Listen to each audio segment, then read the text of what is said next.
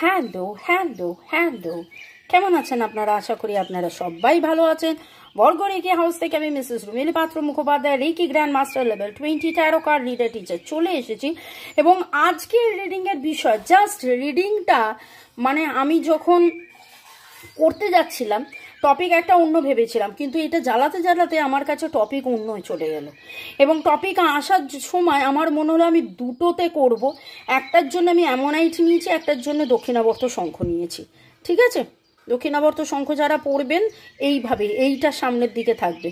Ammonite আপনারা ring হিসেবে পরতে পারেন, অ্যামোনাইট আপনারা পেন্ডেন্ট হিসেবে পরতে পারেন। এই দুটোর প্রচুর প্রচুর প্রচুর প্রচুর ডিমান্ড, কারণ এই রকম দুটো জিনিস যদি কেউ পরেন তার কিন্তু নানান রকমের নেগেটিভিটিস তো কাটবেই। প্লাস আজকে যে আলোচনা হচ্ছে পূর্ব জন্মের সম্পর্ক কি না, এই সম্পর্ক কি আপনার পূর্ব জন্মের, বা পূর্ব জন্মের কোন বাধার ফলে আপনার এই জন্মের সম্পর্কের ওপরে, বোঝাতে পারছি?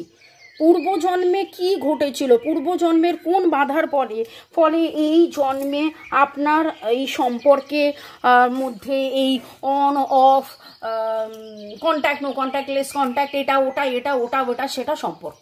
ওকে, চলুন ঝট করে লাইক করে দিন, শুরুতেই লাইক করে দিন যাতে আপনার এনার্জি পিক হয়ে যায়। এখানে দুটো অপশান আছে, দুটো অপশান রেখেছি এবং পুরো রিডিংটাই divine energy, supreme energy, mother earth, universe, lord Buddha, lord Ganesha, মা তারা, এঞ্জেলসের ওপর একদম ছেড়ে দিচ্ছি এবং আপনাদের এনার্জির ওপরও ছেড়ে দিয়ে সারেন্ডার করে ডিভাইন যেভাবে আমাকে প্রশ্ন করাবেন আমি সেভাবে রিডিংটা করে যাব। ঠিক আছে, প্রতিটা রিডিংই সেরকমভাবেই হয়, প্রশ্নগুলো অটোমেটিক্যালি এসে যায়, তাও টপিকটা একটা থাকে। কিন্তু এটা তো আজকে বসলামই টপিকটাকে। তো প্রথমে দেখব এটা কি আপনার পূর্বজন্মের সম্পর্ক, ইয়েস নো। ঠিক আছে, প্রথম প্রশ্ন এটা থাকবে, চয়েস 1 চয়েস 2। পরের প্রশ্ন থাকবে যে যদি পূর্বজন্মের সম্পর্ক হয়, পূর্বজন্মের কোন ঘটনার পরিপ্রেক্ষিতে এই জন্মে তার প্রভাব পড়ছে। ওকে, চলুন। Thanks to divine energy, supreme energy, আপনাদের সবাইকে ধন্যবাদ। আপনারাও মনে মনে ধন্যবাদ দিয়ে দিন, নিঃশ্বাস নিন, ছাড়ুন, একদম complete surrender to the divine energy.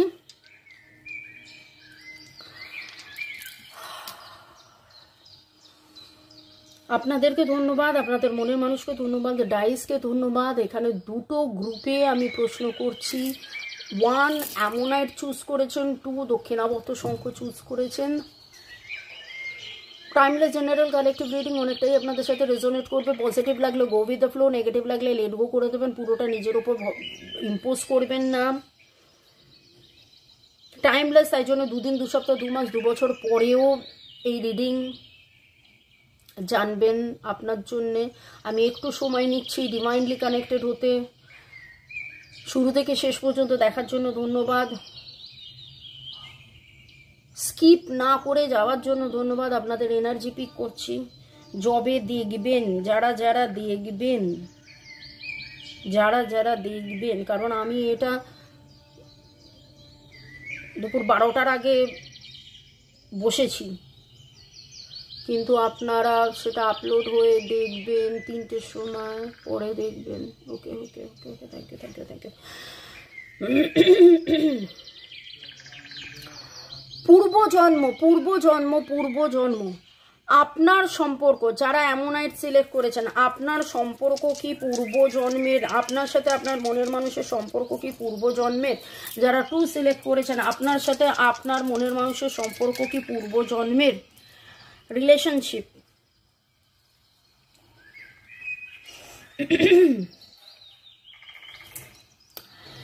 যারা 1 সিলেক্ট করেছিলেন একদম একদম ইয়েস, আপনাদের এটা পূর্বজন্মের সম্পর্ক। এবং পূর্বজন্মের আরও অনেক শিক্ষা দীক্ষা, অনেক কিছু বাকি আছে, অনেক গ্রোথ বাকি আছে। সেই জন্যে আপনারা আবার দেখা করেছেন, আবার আপনাদের দেখা সাক্ষাৎ হয়েছে। পূর্বজন্মর কিছু লেসন বাকি রয়েছে, পূর্বজন্মের কিছু কার্মা বাকি রয়েছে, সেই জন্য এইখানে যারা দক্ষিণাবর্ত শঙ্খ আপনারা সিলেক্ট করেছেন, এখানে রোম্যান্সের সম্পর্ক, রিলেশনের সম্পর্ক, ভালোবাসার সম্পর্ক। যারা 2 সিলেক্ট করেছেন সেখানে এখানে বলবো এখানে কিন্তু একটা বন্ধুত্বের সম্পর্ক। আগের জন্মে আপনারা কোনো বন্ধু ছিলেন, গ্রুপ অফ ফ্রেন্ডস ছিলেন এবং সেই সম্পর্কের মধ্যে কোথাও একতরফা ভালোবাসাবাসি ছিল, বলা না বলা এরকম ছিল, কিন্তু এখন সেই অনুভূতিটা নিয়ে আপনারা আগের জন্মে tata bye bye see you করেছিলেন এবং সেই অনুভূতিটা ছিল, সেই ফিলিংসটা ছিল বলে এখন নতুন করে নতুনভাবে এইখানে প্রেম আসছে।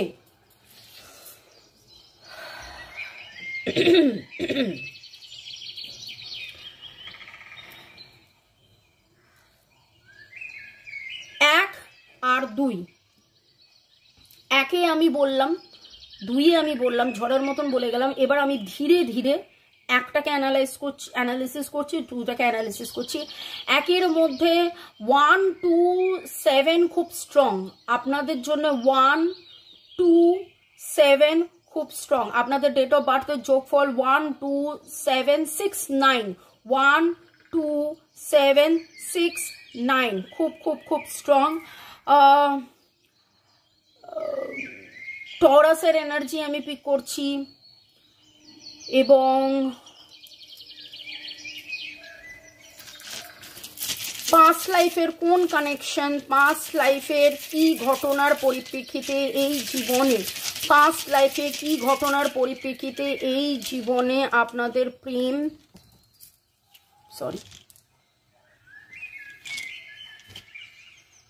একে অপরকে চিঠি দেওয়া নেওয়া করতেন আপনারা, নানান জায়গায় দূরত্ব একটা তৈরি হয়েছিল, আপনাদের মধ্যে দূরত্ব একটা তৈরি হয়েছিল, চিঠি আদান প্রদান কমিউনিকেশনের একটা প্রবলেম ছিল, আপনি দিয়েছিলেন সে পায়নি, সে পাঠিয়েছিল আপনি পাননি, এরকম কিছু ঘটনা ঘটেছিল, আপনাদের মধ্যে লড়াই হয়েছিল। লড়াইটা তখনকার দিনে এরকম হতে পারে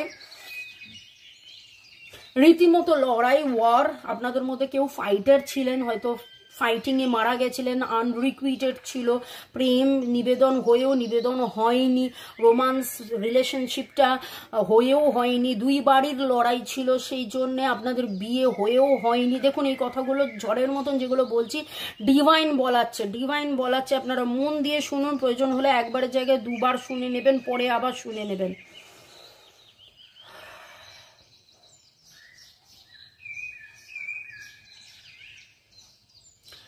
আপনাদের মধ্যে অনেকেই আজকে সবুজ রঙের জামা পরে আছেন, আপনাদের মধ্যে অনেকেরই নাম স দিয়ে, সপ্তমীতে আপনাদের কারোর জন্মদিন হতে পারে, সেটা দুর্গাপুজোর সপ্তমী বা তিথি সপ্তমী বা এইরকম কিছু, বা সপ্তম শনিবার আপনাদের ডেট অফ বার্থ হতে পারে। আপনারা কালো রঙের জামা পরতে বেশি ভালোবাসেন, আপনারা কালো বা নীল রঙের জামা হয়তো বেশি পরেন, বা আমি বলার পর থেকে যে শনি রবি সোম নীল পরুন হয়তো পরা আরম্ভ করেছেন, এবং নীল আপনার খুব ফেভারিট কালার, নীল রঙের পর্দা, নীল রঙের বিছানা চাদর, নীল রঙের এটা আপনি পছন্দ করেন, নীল রঙের ক্রিস্টালসও হয়তো আপনি আমার কাছ থেকে নিয়ে পড়েছেন বা নেবেন করছেন, বা নীল রঙের ক্রিস্টালস আপনাকে অ্যাট্রাক্ট করেন। আপনি মাছ খেতে হয়তো খুব বেশি ভালোবাসেন, পাবদা মাছ, ইলিশ মাছ, পুঁটি মাছ, ওকে। আপনাদের মধ্যে অনেকেই পাবনাতে থাকতে পারেন, এইগুলো এখন আপাতত এলো। আপনি নিজে এই মুহূর্তে এমন কোনো কাজে ইনভলভ আছেন যেখানে আপনাকে ডায়েরি মেনটেন করতে হয়, বা আপনি ডায়েরি লেখেন, আপনাকে প্যারাশুটে উঠতে হয়, বা আপনাকে প্লেনে খুব বেশি চড়তে হয়, হাওয়াতে যাওয়া আসা আপনাকে অনেক বেশি করতে হয়, বা আপনার মনের মানুষের হাওয়াতে যাওয়া আসা বেশি করতে হয়।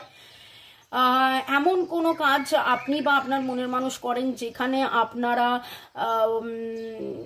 উইপেন নিয়ে কাজ, মানে হচ্ছে সেটা মিউজিয়ামেও থাকতে পারেন, মিউজিয়ামের ইনচার্জ হয়তো উইপেনের ইনচার্জ হতে পারেন, বা পিস্তল উইপেন এরকম টাইপের, পুলিশে থাকতে পারেন, সেটা আপনারা দেখে নিন কাদের কাদের কি এনার্জি পিক হচ্ছে। যদি মনে হয় এই এনার্জি আপনাদের সাথে ম্যাচ করছে তাহলে অবশ্যই কমেন্ট সেকশনে আমাকে লিখবেন।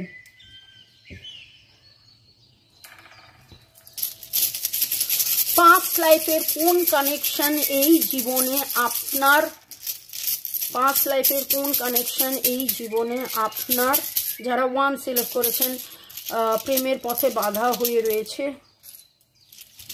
প্রোটেকশন, দেখুন এখানে ওয়ার উঠেছিল আপনাদের, আমি বললাম না যে কারোর মৃত্যু হয়েছিল, হ্যাঁ একদম একদম, ওরে বাবারে ওরে বাবারে, দেখুন হুট করে পড়ে গেল, কার এনার্জি পিক হয়েছে, মৃত্যু ঘটেছিল আপনাদের মধ্যে, ডিস্টেন্স, মৃত্যু, পড়ে যাওয়া, ভেঙে যাওয়া, এটা কিন্তু হয়েছিল পাস্ট লাইফে।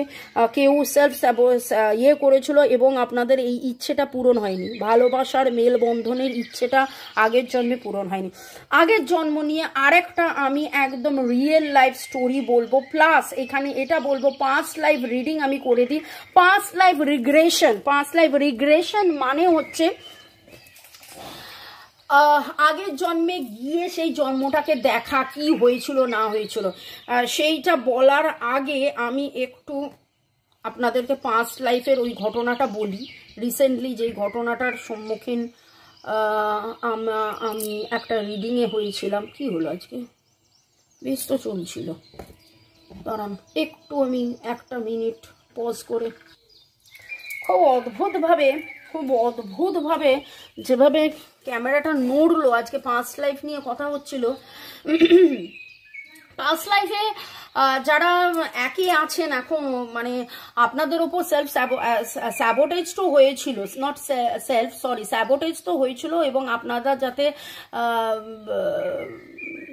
আপনাদের মধ্যে যাতে বিচ্ছেদ হয় তার জন্য একেবারে পিঠে ছোড়াওটাও মারা হয়েছিল, লড়াই হয়েছিল, এবং আপনাদের ইচ্ছে সে জন্মে পূরণ হয়নি, সেই জন্যে আপনারা মিট করেছেন। এবং দেখুন আমি কিন্তু এখানে অ্যামোনাইট রেখেছি, এবং অ্যামোনাইটে আমি বারবার বলেছি কার্মিক ব্লক থাকে, পাস্ট লাইফ কার্মা ক্লিনজিংয়ের খুব দরকার। যদি এখনও অ্যামোনাইট না পড়ে থাকেন অ্যামোনাইট বুক করুন। আচ্ছা, পাস্ট লাইফের একটা গল্প আমি শেয়ার করব, যেটা আমি বলছিলাম, তারপরে পাস্ট লাইফ রিগ্রেশন নিয়ে বলবো। আমার অতি অতি অতি অতি পরিচিত একজন, তার হঠাৎ করে গত বছর সেপ্টেম্বর মাস থেকে হাঁটু ব্যথা আরম্ভ হয়, প্রচণ্ড হাঁটু ব্যথা আরম্ভ হয়। হাঁটু ব্যথা, এমন হাঁটু ব্যথা সে থাকতে পারছে না, সব কাজ করে, সে প্রচণ্ড মানে খুব ভালো মানুষ, দারুণ একটা মানুষ। সে রেকি শিখেছে, রেকি প্র্যাকটিস করে, সব দিক দিয়ে ভালো, মানে সে যে রেকি প্র্যাকটিস করে আমি সেটা জানি, খুব ভালো মতন জানি, কারণ সে মানুষটাই ওই রকম, প্লাস লোকের খুব ভালো করে, মানুষটা খুব ভালো, এটা ওটা সেটা সব কিছু করেছে, এমনি কোনো রকম কোনো প্রবলেম নেই, শুধু হাঁটু ব্যথা কিছুতে কমছে না, রেকি করেও হাঁটু ব্যথা কমছে না, যখন রেকি করছে তখন হাঁটু ব্যথা কমছে, তারপরে সে ব্যথা থেকেই যাচ্ছে, সিঁড়ি দিয়ে ওঠা নামা করতে পারছে না, কি অসুবিধে এই করতে তারপরে আমার সাথে যখন আলোচনা হয়, এটা আমি গত বছরের কথা বলছি, ঠিক আছে, আমার সাথে যখন আলোচনা হয় তখন সে আমাকে বলে, আমার সাথে আমার ছোটবেলার এক বন্ধুর দেখা সাক্ষাৎ হয় এই মার্চ মাসে, তারপরে 2-1বার সেখানে আমায় যেতে হয়। আগস্ট মাস থেকে আবার যখন যাওয়া শুরু হয় কাজের কর্মক্ষেত্রে, আবার যাওয়া শুরু মানে রোজ যাচ্ছে না, এটা বলতে চাইছি যে ধরুন আগস্টে 2-3বার গেছে, এবং তারপরে তার প্রতি একটা ওই রকম দুর্বলতা জন্মায়, আরো দুর্বলতা জন্মায়, এবং সেপ্টেম্বর অনবর প্রচণ্ড ব্যথা, কিছুতে কমে না। এদিকে ওর মনের ব্যথাও বাড়ছে, হাঁটুর ব্যথাও বাড়ছে, তার বন্ধুর প্রতি প্রেমও বাড়ছে, হাঁটু ব্যথাও বাড়ছে, হাঁটু ব্যথাও বাড়ছে। এইসব করতে আমাকে ও 2-3বার বলেছে, মামনি তুমি দেখো না এটাতে কোনো পাস্ট লাইফ কানেকশন আছে কিনা, কারণ আমি নিজেও বলেছিলাম যে দেখো এটা পাস্ট লাইফ কানেকশন, এটা পাস্ট লাইফ সম্পর্ক। তো অদ্ভুতভাবে যখন পাস্ট লাইফ রিগ্রেশন করা হলো, সেই পাস্ট লাইফ রিগ্রেশনে দেখা গেল, আমার যে স্টুডেন্টের কথা বলছি সে বলছে আমাকে পাস্ট লাইফে গিয়ে, আচ্ছা আর একটা কথা হচ্ছে যে গত বছর পুজোর সময় সে একটা পাহাড়ে গেছিল, সেই পাহাড়ের একটা চার্চ দেখেছিল, এবং সেই পাহাড়ের চার্চটা দেখার পর থেকে তার মনে হচ্ছিল এই চার্চে সে অলরেডি এর আগে এসছে, যদিও সে জীবনে কোনোদিন যায়নি, এবং তারপর থেকে ফিরে আসার পর থেকে সমানে সেই চার্চটার কথাই তার মনে হয়। মেডিটেশনেও সে চার্চে 2-3বার গেছিল, কিন্তু গিয়ে তার এমন একটা ভয় হয়েছিল যে সে মেডিটেশন করে আর ওটাতে যেতে পারেনি। আমাকে বলাতে আমি বলেছিলাম যে না, তুমি কোনোভাবেই কিন্তু নিজে একা যাবে না, এইসব একা করতে নেই, কারণ কোথায় তুমি চলে গেলে তারপর সেখান থেকে বেরিয়ে যদি না আসতে পারে, কিন্তু কপালের এমনই গেরো যে না আমি সময় দিতে পারছিলাম ওকে পাস্ট লাইফ রিগ্রেশনে, ওর যখন সময় হচ্ছিল আমার হচ্ছিল না, আমার যখন এই করতে করতে এই গল্পটা বলার পেছনে কারণ আছে, আপনারা শুনুন তাহলে বুঝতে পারবেন কিভাবে পাস্ট লাইফের প্রবলেম উঠে আসে। তারপর যখন পাস্ট লাইফ রিগ্রেশন করলাম তখন জানতে পারলাম ওই মেয়েটা ওই চার্চে, পাহাড়ে ওই চার্চের ওই রকম জায়গায় ওই সিঁড়ি থেকে পড়ে যায়, পড়ে খাদে পড়ে যায়, এবং সেইখানে যে পায়ে গাছ আছে না, সেই গাছের যে ধরুন গাছ কাটা হয়ে গেলে বা পড়ে গেলে, কেটে গেলে তো এরম করে কাটা হয়, কিন্তু একটা গাছ যখন এরম করে পড়ে যায়, একটা গাছের যে গোড়াটা এরকম এরকম হয়ে থাকে, সেই এরকমের ওপরে সে পড়ে এবং তাতে তার হাঁটুতে ব্যথা হয় এবং সেই ব্যথাটাতে সে জর্জরিত হয়ে যায়। তারপর আরও অনেক কিছু, একটা বলতে গেলে অনেক কিছু বলা হবে। সে পড়ে যাওয়ার আগে দেখতে পাচ্ছিল তার ওই বন্ধুটা ছুটে ছুটে ছুটে ছুটে ছুটে ছুটে ছুটে ছুটে আসছে, কিন্তু তারপরে সে পড়ে যায়।